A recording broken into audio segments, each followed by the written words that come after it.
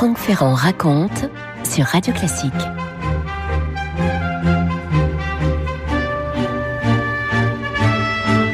Ceux d'entre vous qui connaissent la côte normande comprendront la fascination qu'elle peut exercer parfois sur certains, dont votre serviteur. Je l'écrivais naguère, il n'y a qu'en Normandie que vous trouverez cette luminosité vibrante, parfois métallique, ces moutonnements pelucheux de nuages déchirés par un vent d'altitude et ces variations de tons qui, dans une seule et même matinée, vous offrent toute une succession de camailleux de bleu glacial, de jaunes improbables, de verts mouillés et de mauves. Ces ciels normands de plomb, parfois rosâtres, mouchetés de blanc et d'azur, avec des traces d'émeraude, les fabuleux rivages marins dans leur pureté rustique, personne, jamais, ne les a captés avec tant de maestria que ce modeste, que cet humble peintre de paysage, que cet artisan de la scène de plage, comme il aimait à se définir lui-même, d'autant plus inspiré peut-être qu'il ne prétendait à rien, Eugène Boudin. Eugène Boudin a évidemment la touche d'un très grand artiste, là, cette sûreté inouïe du pinceau qui restitue avec une liberté qui parfois l'amène à friser l'abstraction, ces impressions de l'instant, ces atmosphères fugaces et définitivement prisonnières de l'art, ces magies liquides ou aériennes, pour reprendre l'expression qu'avait Baudelaire. Boudin était en vérité le peintre de ces effets de ciel. On les retrouve, ces effets de ciel, dans un bel album que je suis en train de feuilleter là et qui s'appelle « Je viens d'ici, Normandie » aux éditions des Falaises, avec des photos qui essaient de restituer ce que la palette de Boudin avait définitivement immortalisé, des photos qui sont signées Guillaume de Laubier, très grand photographe, avec un texte du président de la région, Hervé Morin. On trouve aussi dans ce livre, loin de la mer, tout le terroir de la Normandie et tout le tissu humain qui fait sa richesse. Franck Ferrand sur Radio Classique. On peut dire d'Eugène Boudin qu'il était du cru. En quelque sorte, il aura peint ce qu'il a toujours connu et vécu. Il était né à Honfleur le 12 juillet 1824. Ça veut dire qu'on est tout à fait à la fin du règne de Louis XVIII. On s'en soucie très peu d'ailleurs à Honfleur au moment où il naît. Son père, c'est Léonard Boudin qui a 34 ans. Sa mère, Marie-Félicité Buffet qui en a 31. Ils vont prénommer ce petit garçon Eugène. Eugène, c'est le bien-né, n'est-ce pas? L'un et l'autre, Léonard et Marie, travaillent sur les bateaux. Lui comme marin et elle comme femme de charge. Elle fait le ménage, si vous voulez. Un couple qui ne ménage pas sa peine sur ces esquifs qui relient le Havre à Hambourg, des bateaux de marchandises. On est très loin de nos croisières d'aujourd'hui, évidemment. La famille s'agrandit vite d'un frère et d'une sœur pour le petit Eugène. On s'installe donc au Havre, 51 grands quais. Alors, est-ce qu'Eugène va à l'école? Oui, probablement, jusqu'au certificat d'études, jusqu'à l'âge de 10 ans, quand il va falloir commencer à travailler. Et là, il est embauché comme mousse, toujours sur ces bateaux de liaison. Alors, il va pas faire de très grands trajets, lui. Il parcourt le chemin entre le Havre et Honfleur. Je peux pas imaginer que cet enfant n'ait pas été définitivement marqué par ces lumières de la Normandie alors qu'il parcourait chaque jour l'estuaire de la Seine, ces lumières changeantes, je vous le disais, ces lumières qui vous envoûtent et qui parfois vous donnent presque envie d'aller vous envoler. À 12 ans, le petit Eugène quitte le métier des bateaux. Il va rester définitivement à terre. Alors d'abord, il devient commis chez Joseph Morland, qui est un imprimeur. Et puis, bon, ça se passe pas formidablement. Pas très longtemps après, il va changer d'employeur et rester commis, mais cette fois chez un papetier imprimeur qui s'appelle Alphonse Lemal. La vérité, c'est qu'on ne sait pas grand-chose sur les débuts, sur les premiers essais. Eugène est un garçon extrêmement discret, modeste, humble.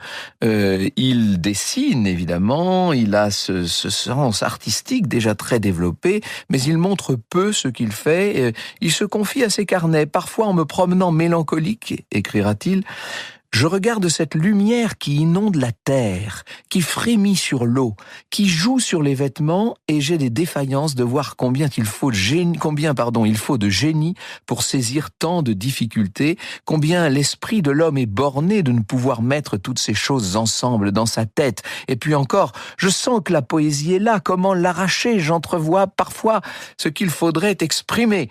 Il nous dit ça, vous voyez, il est tout jeune, puisqu'il nous dit ça en 1854, c'est-à-dire que il a une petite trentaine d'années. Il a suivi entre-temps des cours de peinture quand même, au Havre. Il a laissé le commerce depuis longtemps pour suivre sa vocation. Sa vocation, c'est celle d'un peintre et il embrasse cette vocation alors qu'il n'a jamais que 22 ans. Franck Ferrand sur Radio Classique. 3 coups de pinceau d'après nature.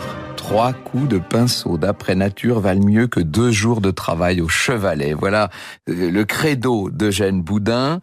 Peindre en plein air pour nager dans cette lumière. Voilà ce qui lui semble le plus important. Il n'est pas du genre, lui, à rester enfermé à l'atelier. Vous savez que c'est la grande époque, ce milieu du 19e siècle, où les peintres quittent l'atelier pour aller peindre dans le paysage d'après nature. Ce sont plusieurs écoles, je veux dire, c'est toute une école. Non, ce sont plusieurs écoles qui vont se mettre à l'école du paysage, d'une certaine manière. Le premier conseil que donne Boudin à un tout jeune homme de 16 ans, son cadet qu'on appelle Oscar, c'est justement d'aller peindre là-bas, sur place, d'après nature. Cet Oscar, lui aussi, rêve de peinture. Il est poussé par sa tante qui reconnaît son talent. Pour le moment, il dessine des caricatures qu'il signe au Monet, Oscar, et qu'il vend chez le papier encadreur qui a été autrefois l'associé d'Eugène Boudin. Vous avez compris que l'Oscar en question n'est autre que Claude Monet. Claude Monet qui plus tard dira « Si je suis devenu peintre, c'est à Eugène Boudin que je le dois ». On peut imaginer les 2 jeunes gens affamés de lumière, debout sous le vent devant leur chevalet. Ils n'étaient pas les premiers puisque Nicolas Poussin, Claude Lorrain, dans un autre siècle, avaient parcouru déjà la campagne romaine. Et puis, on est donc à cette époque où Corot plante son chevalet dans les sous-bois. Mais Boudin s'extasie, j'ai commencé de travailler d'après nature aujourd'hui, c'est le grand maître. Quand il dit ça, il a 23 ans, Boudin. Eugène peint les ciels, reçoit le soutien du conservateur du musée du Havre, obtient une bourse de 1200 francs pour étudier à Paris. Il va retrouver là les peintres qui connaissent son pays, qui connaissent la Normandie, parce qu'ils ont l'habitude de souvent y séjourner. Je pense à Eugène Isabey, bien entendu, Corot donc, Théodore Rousseau également. Est-ce qu'après tout, ils n'étaient pas eux aussi les clients du papetier? Donc ils ont rencontré, forcément, ils connaissaient déjà Eugène Boudin. Et comme tout apprenti en peinture, Boudin va au Louvre pour copier les tableaux et il est stupéfait devant la peinture hollandaise du XVIIe siècle. En France, le paysage est un genre mineur, mais pas en Hollande au XVIIe siècle. En Hollande où le pays était si plat que les reliefs étaient dans le ciel et que s'imposaient les nuages d'une certaine manière. Eugène Boudin va copier Paulus Potter, il va copier Jacob van Riesdel, bien entendu, qui seront, je le cite, plus qu'une leçon, une véritable matrice. C'est Annette Audiquet, conservateur et directrice du musée d'art moderne André Malraux au Havre, qui écrit cela. Plus qu'une leçon, une véritable matrice. Le ciel occupe les 2/3, voire les 3/4 de la composition. Les plans sont savamment échelonnés pour creuser l'espace. La vacuité des scènes en rend palpable l'atmosphère. Le pinceau est posé sans insister, avec précision et légèreté. Boudin ne se départira jamais de ce modèle. Et c'est à ce moment-là qu'il va rencontrer Charles Baudelaire. Il faut dire que le poète est en villégiature au Havre, il est chez sa mère et lui aussi est évidemment captivé par la lumière normande et voyant les peintures d'Eugène Boudin, il écrit « Ces fournaises béantes, ces firmaments de satin noir ou violet, fripés ou roulés, déchirés, ces horizons en deuil ou ruisselants de métal fondu, toutes ces profondeurs, toutes ces splendeurs, me montèrent au cerveau comme une boisson capiteuse ou comme l'éloquence de l'opium. » C'est rendre à la peinture, c'est rendre à ces maîtres qui essaient de restituer le paysage d'après nature un hommage extraordinaire. Tous les artistes attirés par la lumière changeante vont passer un moment ou un autre sur la côte normande. Zola y place par ailleurs son roman « La vie est belle » et en quelques lignes, Zola nous décrit cette métamorphose du temps. Je cite Émile Zola.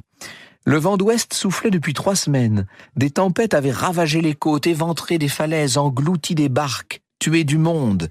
Et ce grand ciel bleu, et cette mer de satin, ces journées tièdes et claires qui luisaient maintenant, prenaient une douceur infinie.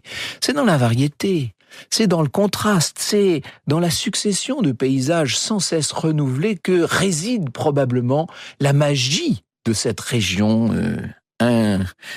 incomparable, mais pas impossible à restituer puisque c'est exactement elle que Boudin nous donne à voir et nous donne à vivre. Alors, il va organiser sa vie, Eugène. L'hiver à Paris, l'été au Havre, une première exposition lui permet de vendre une 20aine de toiles et puis 2 ans plus tard, il est retenu par le jury du Salon de Paris pour un pardon à Sainte-Anne-la-Palud. Entre parenthèses, le jury en question est particulièrement sévère et passer la rampe, ça signifie qu'on n'est déjà pas du tout n'importe qui parmi les maîtres de la peinture. En 1862, Boudin assiste à la naissance de Deauville, vous savez. Eh oui, alors ça encore c'est une aventure, hein. Il faudrait une émission entière là pour raconter comment Deauville est devenue une des villes les plus réputées du pays et bientôt de l'Europe et un jour du monde.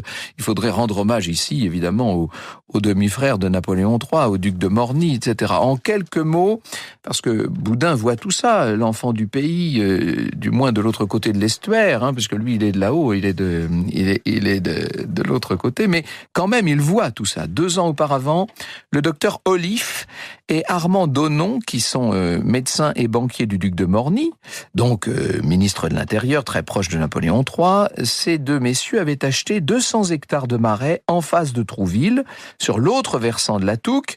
Trouville avait été créée en 1830, la municipalité lorgnait sur ces marais, mais faute de pont sur la Touques, la ville ne pouvait s'accroître. Elle était bloquée, elle était coincée, si je puis dire, dans son relief. Les plages normandes commençaient à ce moment-là à s'organiser. Cabourg en 1854, Villers-sur-Mer en 1856, Houlgat en 58. Le train de Paris arrive maintenant à Pont-l'Évêque, c'est-à-dire à 11 km de la mer. Et ça, c'est à partir de 1858. La compagnie des chemins de fer de l'Ouest obtient la concession du prolongement jusqu'à Trouville en juin 59. C'est justement l'année où Oliffe et Donnon achète le marais. L'architecte Brenet sert d'intermédiaire et c'est lui qui construira le casino. Et puis, nommé maire en 1861, c'est lui qui dessinera le plan d'urbanisme insérant les 3 pôles voulus par Morny. Le casino, le grand hôtel et l'hippodrome. Des villas se construisent sur la terrasse devant la mer. 20 mètres de façade pour celle d'Oliffe et de Donnon. 40 mètres pour celle du duc de Morny, de style néoclassique avec 2 tourelles polygonales qui donnent à tout ça à l'allure d'un véritable château. Bref, vous voyez qu'on est en train de tout faire pour attirer le public. Et le public va venir, bien sûr.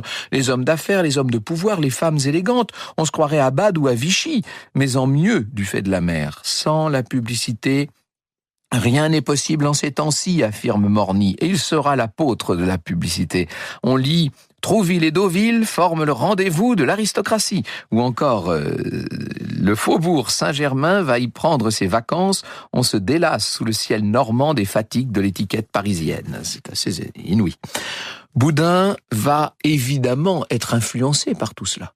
C'est-à-dire que les plages qu'il a l'habitude de peindre, c'est-à-dire que les ciels dont il s'est fait l'apôtre, sont évidemment encombrés maintenant par une belle société élégante. Et il va savoir saisir sa chance, Boudin. Il commence des scènes de plage. On aime beaucoup mes petites dames sur la plage, écrit-il à son ami Martin. Courbet, à ce moment-là, est à Deauville. Monet et Jonquin sont à Honfleur. Boudin va donc décider, lui, de s'installer à Trouville.